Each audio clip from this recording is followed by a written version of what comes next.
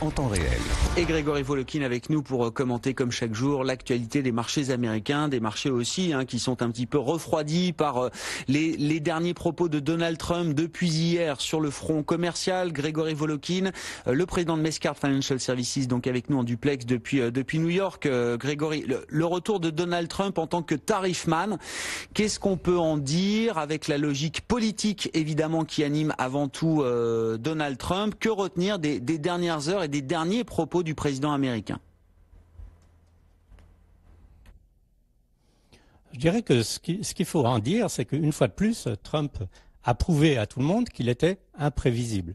Le scénario, jusqu'à la fin de la semaine dernière des marchés, c'était on va arriver à une sorte d'accord light, léger avec la Chine pour que tout le monde sauve la face, pour que les marchés continuent au plus haut jusqu'à la fin de l'année. Tout le monde était content et surtout le problème, c'est que tout le monde jouait ce scénario. Alors la moindre discordance qui vienne s'ajouter maintenant aux inquiétudes que l'on peut avoir vis-à-vis justement des tarifs avec la Chine, la moindre discordance, et là ça vient de la bouche même de Donald Trump, c'est tout à fait certain qu'il ne faut pas s'étonner à ce que les marchés flanchent un peu. Oui, alors les marchés flanchent, c'est juste du bruit, de l'agitation pour vous, Grégory? Trump qui remet un peu de volatilité quand le marché lui semble trop calme, ou est-ce que non, ça peut être quand même un revirement, un contre-pied majeur pour les investisseurs qui auraient fait complètement fausse route sur l'idée de la fin de l'escalade tarifaire? C'est évidemment la question qu'on se pose et quelqu'un qui aurait la réponse à cette question, je ne lui ferai pas vraiment confiance parce que pour avoir réponse à cette question, il faut savoir jusqu'à quel point Donald Trump a envie de signer un accord commercial d'ici la fin de l'année avec la Chine. Personne ne le sait. Il est préoccupé. Je dirais c'est un peu ça le problème actuellement avec Trump, c'est qu'il est préoccupé sur plusieurs fronts et le front qui est en train de nouveau de devenir la principale inquiétude pour lui, c'est le front de l'impeachment, puisque aujourd'hui c'est le comité judiciaire qui commence à étudier les articles d'impeachment qui vont être votés avant Noël par la Chambre des représentants. Donc face à ça, est-ce que c'est Trump qui essaye de détourner l'attention? Alors à ce moment-là, on peut se dire rien n'a changé. Ou bien est-ce que c'est Trump qui durcit le ton pour faire peur à tout le monde? Et alors là, il faudra remettre en question, comme je vous le disais, les scénarios que je dirais 90% de la planète financière avait mis en place. Alors ce qui est intéressant, parce que hier on parlait de l'acier et l'aluminium, donc de la mise en place de taxes douanières sur l'acier et l'aluminium importés depuis le Brésil et l'Argentine. Alors deux pays qui avaient été taxés dans un premier temps l'an dernier, Grégory, mais qui avaient bénéficié d'exemptions parce que notamment le Brésil avait fait des concessions commerciales en acceptant un certain nombre de quotas avec les États-Unis. Déjà, on voit que ce genre d'accord peut être déchiré en un tweet par Donald Trump. Et puis vous nous apportez une information là sur l'industrie sidérurgique américaine qui est en train de se consolider. Il y a une fusion annoncée ou en vue, en tout cas, entre deux acteurs de cette industrie sidérurgique et métallurgique aux États-Unis, Grégory. Que faut-il en conclure? De cette fusion, on peut en conclure beaucoup de choses parce que en fait, c'est un minier, un producteur d'iron ore qui achète des aciéries. Cleveland Cliffs qui achète AK Steel. C'est pas vraiment, je dirais, une fusion de vainqueurs.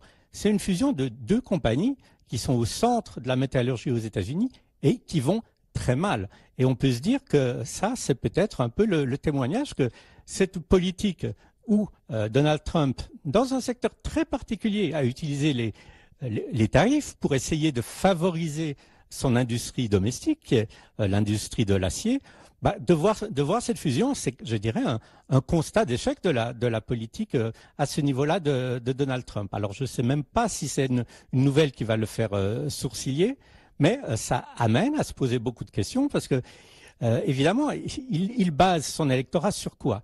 Il base son électorat sur des gens qui travaillent dans des secteurs de l'économie qui avaient été franchement mis à mal par la concurrence extérieure. Alors évidemment qu'il y avait les aciéries, qu'il y avait les secteurs miniers, qui avait le secteur et qui a toujours le secteur automobile, et pas mal de valeurs liées à la technologie. Alors, ça montre que cette politique de tarifs n'a pas forcément fait des vainqueurs aux États-Unis. Et on pourrait dire, Trump aime bien ce terme win-win, mais là c'est plutôt les résultats d'une politique où tout le monde est perdant. Bon. Effectivement, le secteur sidérurgique américain qui souffre malgré l'idée que Donald Trump protège ses industries et protège les États-Unis. Non, c'est quand même compliqué effectivement pour ce secteur de la sidérurgie aux États-Unis avec ce phénomène de consolidation entre ce producteur de minerais de fer et AK Steel, effectivement, donc un des grands sidérurgistes américains. Grégory, il y avait peut-être un sujet un peu plus léger. Alors c'était une nouvelle tendance qui est en train d'émerger, enfin qui est d'ailleurs à l'origine d'une véritable bataille, guerre entre les chaînes de fast-food aux États-Unis. Alors quelle est cette tendance? On parle de la guerre du poulet, si j'ai bien lu, Grégory.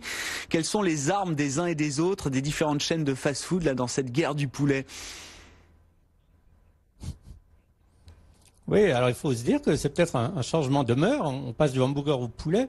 Il y a eu une compagnie de fast-food qui s'appelle Chick-fil.